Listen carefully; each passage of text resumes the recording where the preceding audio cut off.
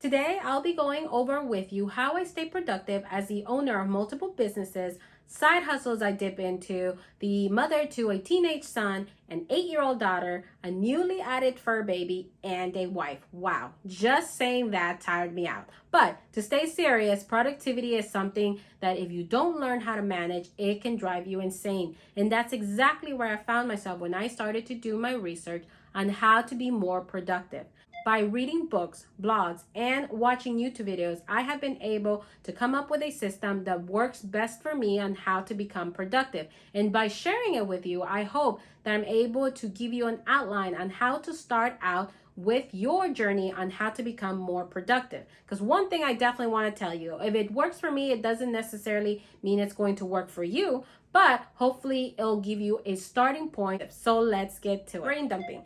Brain dumping is something that you have probably heard throughout your life or at least once in your lifetime because it's something that's used by many, and it literally is just you writing down every task that comes to mind. That way, it doesn't just stay in the mind, it's written down somewhere. Because I don't know about you, but me, if I depend on my brain, a lot of the stuff are probably going to be forgotten. So that's why this has helped me very much, because it's a list that gets out of here and goes onto a device that will remind me, oh yes, I need to do this, I need to do that. And it doesn't have to be specifically to business. It could be personal or any task that you need to get done. Just write it down, and it doesn't matter where you're at. I'm usually at my son's soccer game or at my daughter's basketball training. No matter where I'm at, I'm able to write down, I need to do so and so. Like, for example, say I need to remind myself that I have an appointment on so and so date, or I need to send documents, or I need to request documents from a bookkeeping client, or something that I need to put up for social media. Whatever it is, I just write it down in my reminders app in my iPhone. And the cool thing about the reminders app in my iPhone, I can even add tags.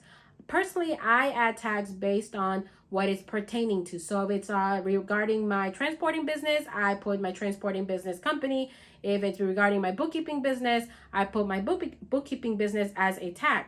If it's a personal task, then I put personal on it as a tag, so that when I need to go back into it, if I need to, I can just look up the tag personal, and anything that's related to personal tasks will show up. So that's something that's definitely has helped me, because again, it doesn't have to stay in here. It's on a device that will remind me this needs to be done.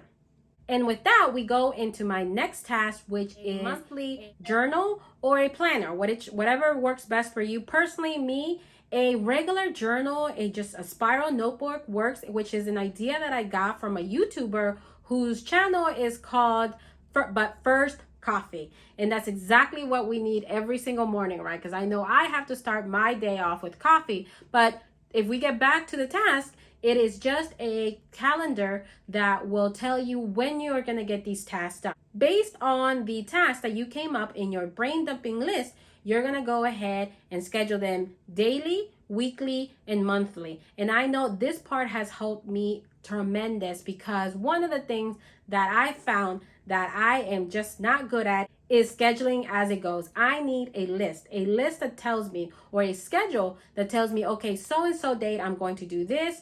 And on this week, this needs to be done, so that by the end of the month, I find myself that I'm being productive. Now, for me personally, it doesn't work to do it by hour.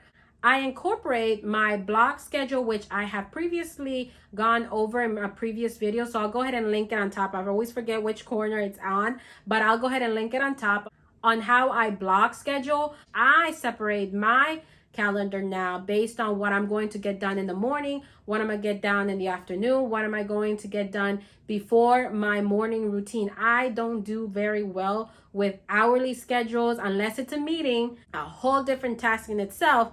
But other than that, I try not to put a specific hour to it, because that just doesn't work for me. But it doesn't necessarily mean it doesn't work for you. So adjust it to what works best for you. When I reviewed this on the YouTuber's channel, which I mentioned before that it's called But First Coffee, she blocks it out by hours. That doesn't work for me. So like I said, I do it based off what is going to be done before my morning routine, after my morning routine, after lunchtime, and that goes into my next task. Stick to your work schedule and your personal schedule. Have a time when you're going to stop working on your business or any work related task, and when your personal time starts, because that's one thing that I had a really hard time is separating the two. I found myself sometimes watching movies with my family, and yet I was still on my phone doing my schedule for the following day or working on my social media content. But what I found myself is missing out on my family time, and my family time to me is very important.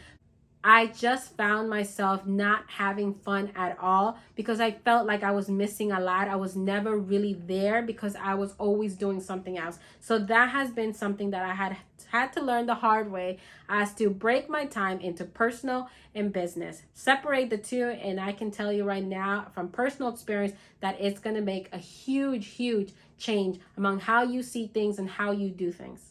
And that goes nicely into my next task, which is say no. I am a people pleaser, and for that reason, I say yes to everything, even if my schedule is completely packed, or maybe I don't have the time, or maybe I just don't know how to say no. Whatever the situation is, I find myself saying no very few times, even though I should be using it more often. It's impossible to be able to do everything that someone wants you to do. And not only that, sometimes you're putting yourself all the way at the end of that list just because you want to be a people's pleaser. So learn to say no. It's going to make your life so much manageable. You're going to be less stressed. I'm not gonna say that you're gonna be completely stress-free, but you're gonna be less stressed because what's on your list is only things that you have chosen to do.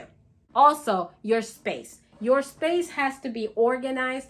If you see my desk right now, I don't think that it's always like that. I recently had to force myself to organize my desk because I just found myself overwhelmed with all the documents, all the stuff that I had on my desk. And when it came to doing the task, I didn't even want to do it because my space was so disorganized. So I recently did this. Don't think this is how it always is. I have worked really hard to keep it that way because it gives me more sanity. I am a person who, if I have too much disorganization around me, then I just shut down. And that's everywhere in my house. So that is something that I need to work back and forth with, because sometimes it's just impossible with everything that's going on in my schedule to be able to have a clean house, a clean kitchen, a clean living room. But it is something that at least I need to keep up to in my working space. If I want to keep my business going, or if I want to love what I do, I have to stay organized. And this is one of the ways that I stay organized, which is keeping my desk clean, because that means that the workspace that I work in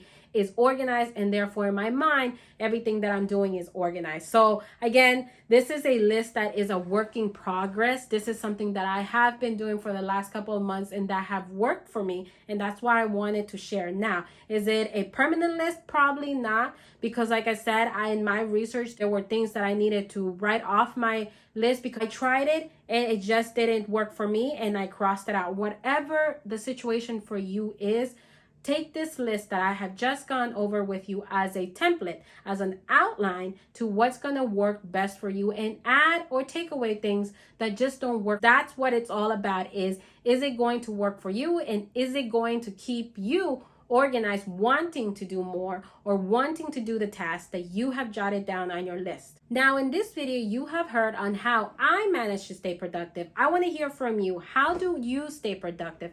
Comment below and let me know, and share with all of us how you stay productive, so that maybe someone else who's watching or who's reading gets an idea for their list. And if you're someone who's looking for more productivity tips for small business owners, check out this video on how I use Asana to manage my bookkeeping workflows. Thank you for watching, and I'll see you in this video.